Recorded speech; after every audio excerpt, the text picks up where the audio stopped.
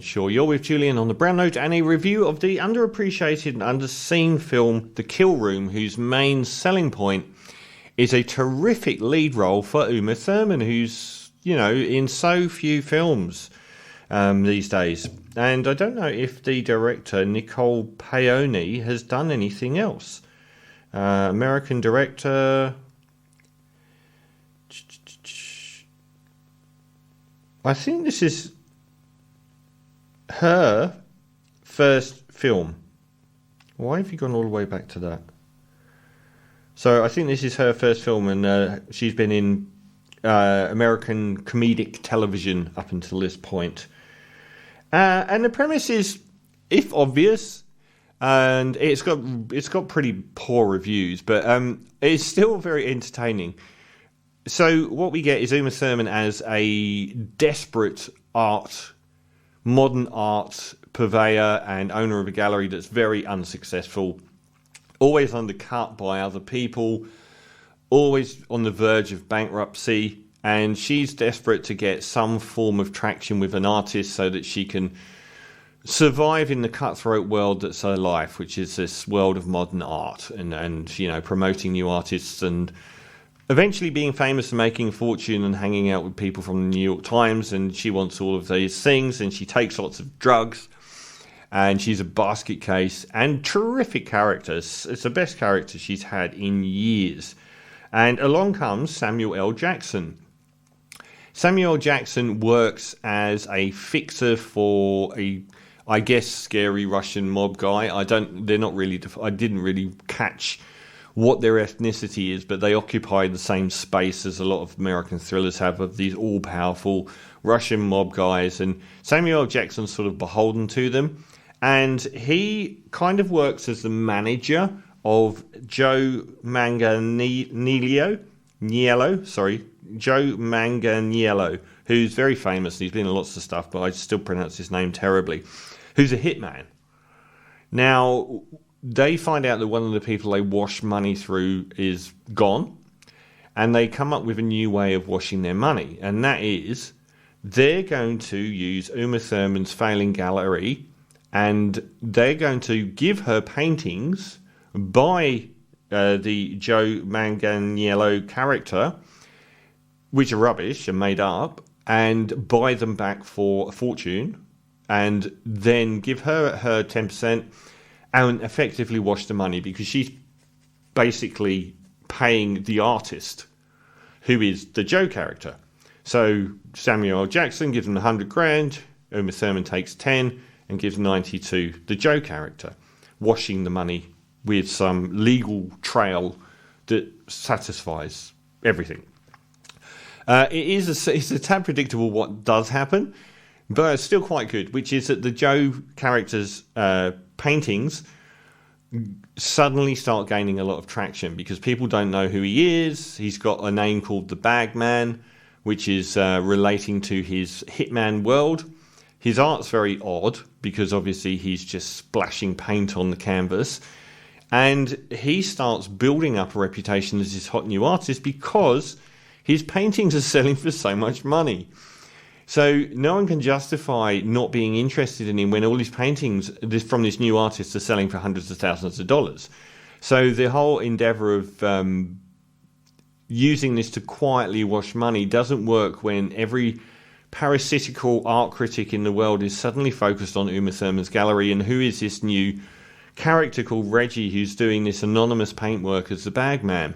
And it all spirals from that element, and eventually she finds out, she develops a relationship with Joe, the Reggie character, and she believes he's a drug dealer, and then she finds out actually he murders people, and then we get a bit more into the backgrounds of all the characters involved and what's going on.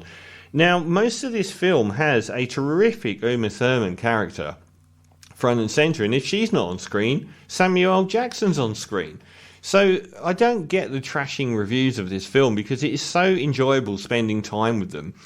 It is a tad obvious in its modern art is 3-year-olds scrawling on paper a bit, but I didn't think it was that simplistic, because the idea is that the work that Reggie produces becomes more better as he progresses, because it's pure animal instinct, and he is reliving the pain that he's going through being this hitman and pouring it out on the canvas. So it does actually, it's not like they're totally trashing the whole notion of splodges of paint on a canvas being this incredibly tacky, stupid, horrible thing.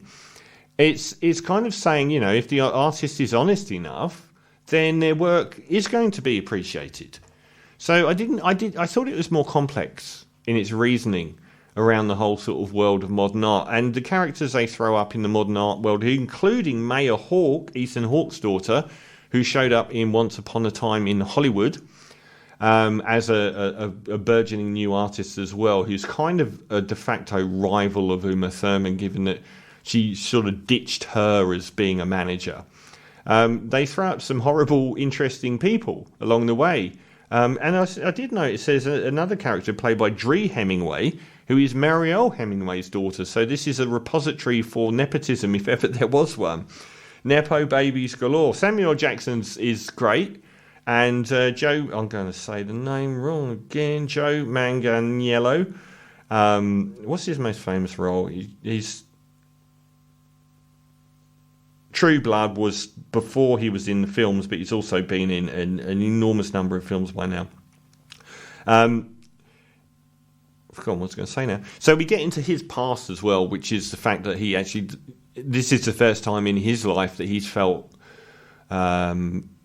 he's been forced to be a hitman since he was young, and he suddenly sees a way out of that life and has opened up parts of himself that he's never opened up and so on.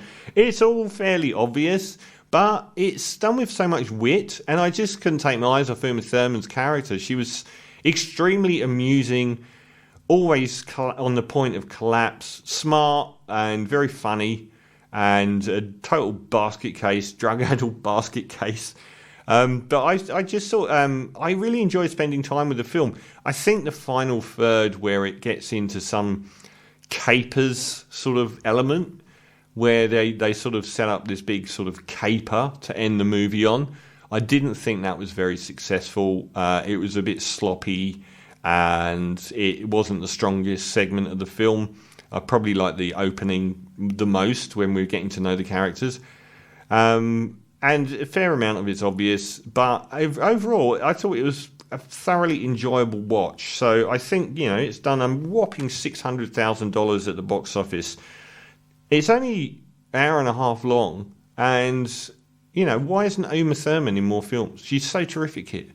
And the fact that we get this obvious Tarantino-esque movie, but we do get two top-notch A-list Tarantino performances from Samuel L. Jackson and Uma Thurman, which itself immediately elevates this high above a lot of the other films that have tried to be a Tarantino film. So hopefully this is a road back into mainstream cinema for Uma Thurman, who's just been wasted as an actress in recent years. And we've heard a lot about how she got injured on the set of Death Proof, I think, with Tarantino, and how that drove a wedge between them. She got seriously injured in a car crash, which Tarantino has admitted was, or taken the blame for, saying that he was far too reckless in making her do that stunt, and it caused her serious injuries and so on. And we are talking about a final third Kill Bill film. So all of this is hugely interesting to me. So I'm going to give it a 7.5 out of 10 for The Kill Room. Well worth tracking down. And from